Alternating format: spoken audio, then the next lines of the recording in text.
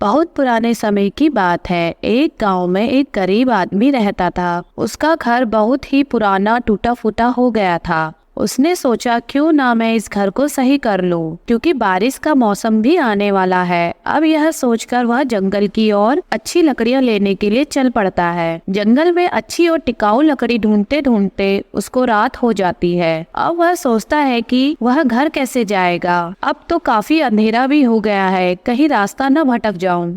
ऐसा सोचते हुए वह आसपास देखता है कि कुछ तो होगा जहां पर वह रात गुजार सके। फिर देखता है कि पास में एक पहाड़ी के ऊपर बहुत ही सुंदर सा महल दिखाई पड़ता है। वह सोचता है क्यों ना यहाँ पर जाऊं और मुझे रात को रुकने के लिए जगह मिल जाए। ऐसा सोचकर वह उस महल के नजदीक पहुँचता है और आवाजें लगाने लगता है, तो कोई बाहर नहीं आता और देखता है कि गेट भी खुला हुआ है। जैसे ही वह अंदर जाकर देखता है तो वहाँ पर एक बूढ़ा आदमी बैठा हुआ होता है। वह उस बूढ़े आदमी को बताता है कि वह रात को कैसे रास्ता भटक गया है। उसकी बातें सुनकर बूढ़ा आदमी उसको कुछ नहीं बोलता और उसको खाने के लिए खाना देता है। यह देखकर वह चौंक जाता है कि इतने सुनसान जंगल में इतना अच्छा महल और इतना अच्छा खाना, कौन होगा यह बूढ़ा आदमी। उसको अपनी आंखों पर विश्वास नहीं होता। वह उस बूढ़े आदमी से बोलता है कि मुझे थोड़ा आराम करने का मन है ताकि मैं सुबह जल्दी निकल सकूं।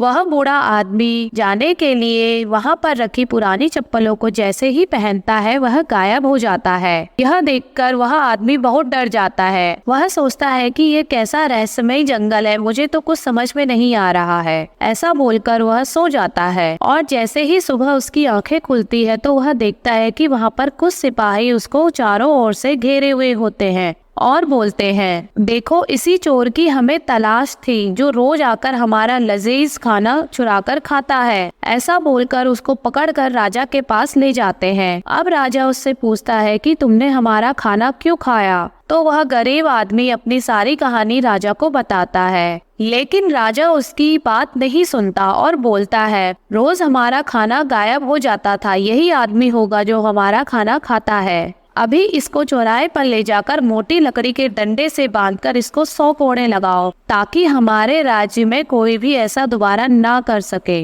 यह सुनकर सिपाही उसको चौराहे पर ले जाते हैं। वहाँ पर एक बहुत मोटी और लंबी लकड़ी के डंडे से उसको बांध दिया जाता है। कोड़े लगाने से पहले राजा उसकी आखिरी इच्छा पूछता है। यह सुनकर गरीब लाचार आदमी बहुत घबरा जाता है। उसको कुछ समझ में नहीं आता वह क्या करे। तभी उसको उस बूढ़े आदमी की चप्पल की याद आती है। वह सोचता है कि जरूर वह जादुई चप्पल है, तभी वह बूढ़ा आदमी गायब हो गया था। अब वह सिपाहियों से बोलता है, मुझे मेरी चप्पल पहनने को दी जाए, मैं उसे महल में सोते वक्त वहाँ छोड़ आया था। अब सैनिक उसकी पुरानी चप्पल महल से लाकर उसको दे देते हैं। जैसे ही वह गरीब आदमी उन चप्पलों को पहनता है वह लकड़ी के विशाल तने से गायब हो जाता है और वहाँ पर खड़े सभी लोग चौंक जाते हैं। इसके बाद जब उस आदमी की आंखें खुलती है तो वह अपने आप को अपने घर के पास उसी मोटे तने से बंधा हुआ पाता है। उसकी पत्नी पूछती है, अरे तुम्हारा यह हाल किसने किया है। तो बोलता है, मैं तो यह मोटी लकड़ी जंगल से लाया हूँ। उसकी पत्नी उसको खोलती है और वह आदमी सोचता है कि अरे जरूर उस बूढ़े आदमी ने मेरी मदद करने के लिए यह सब करा होगा। अब वह उस लकड़ी की सहायता से अपना अच्छा और मजबूत घर बना लेता है और इससे उसकी पत्नी खुश हो जाती है। वह अपने घर में उसी पुरानी चप्पल को पहनकर सारे काम करता था, लेकिन उस चप्पल की सारी जादुई शक्ति खत्म हो गई होती है।